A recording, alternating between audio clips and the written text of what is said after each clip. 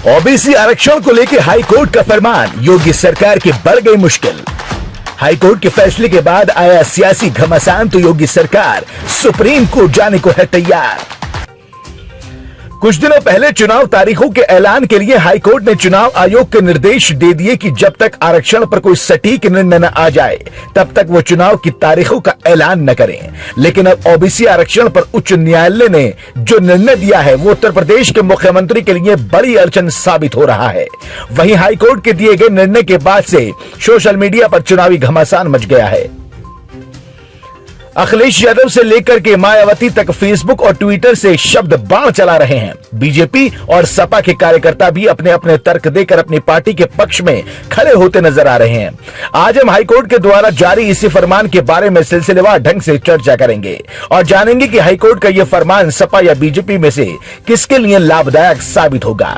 जैसे कि ज्ञात है कि देश के सबसे बड़े सूबे उत्तर प्रदेश में योगी सरकार के तय किए गए ओबीसी आरक्षण को हाईकोर्ट द्वारा रद्द किए जाने के बाद सियासी घमासान तेज हो गया है। वहीं विपक्ष वर्तमान बीजेपी सरकार पर पंजीकृत रही है कि उसने आरक्षण तय करने में लापरवाही दिखाई और उच्चतम न्यायालय के द्वारा तय किए गए फॉर्मूले को नहीं अपनाया। हालांकि विपक्ष तो इसे आरक्षण खत्म करने की बीजेपी की सोची समझी साजिश का नतीजा भी बता रहा है। लेकिन इलाहाबाद हाईकोर्ट के लखनऊ बेंच के इस फैसले को योगी सरकार के लिए बड़ा झटका इसलिए भी माना जा रहा है कि ओबीसी वोटों के दम पर ही दोनों बार सत्ता में आई है।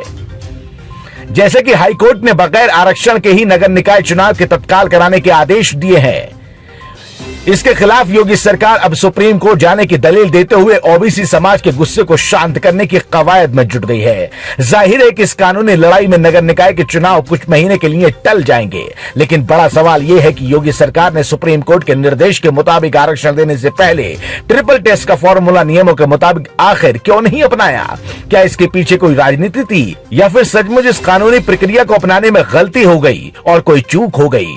कारण चाहे जो भी हो, लेकिन इस मुद्दे पर विपक्ष को बीजेपी सरकार को घेरने का मौका मिल गया, जिसके परिणाम स्वरूप बीजेपी सरकार को तमाम दलीलें देते हुए अपना बचाव करने का प्रयास करना पड़ रहा है। हालांकि मुख्यमंत्री योगी आदित्यनाथ ने साफ कहा है कि बिना ओबीसी आरक्षण के निकाय चुनाव नहीं होगा और सरकार हाईकोर्ट के फैसले के खिलाफ सुप्रीम कोर्ट जा सकती है। वैसे भी सरकार को अपनी गलती को दुरुस्त करने और आरक्षण के आधार पर चुनाव कराने के लिए अब शीर्ष अदालत का दरवाजा खटखटाना ही होगा।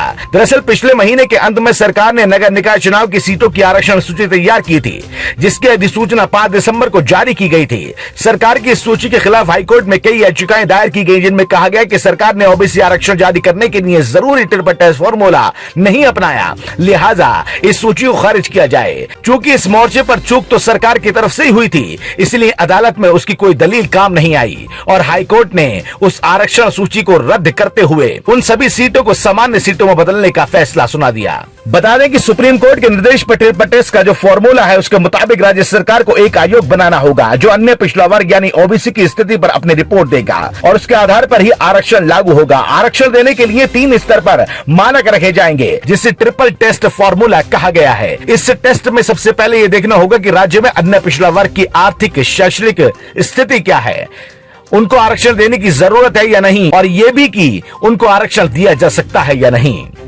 साथ ही यह भी ध्यान रखना है कि कुल आरक्षण 50% से अधिक ना हो। हाल ही में सुप्रीम कोर्ट ने एक निर्देश में यह भी कहा था कि ओबीसी को आरक्षण देने के लिए अगर ट्रिपल टेस्ट नहीं अपनाया गया तो अन्य पिछड़ा वर्ग की सीटों को अनारक्षित यानी सामान्य श्रेणी में ही माना जाएगा।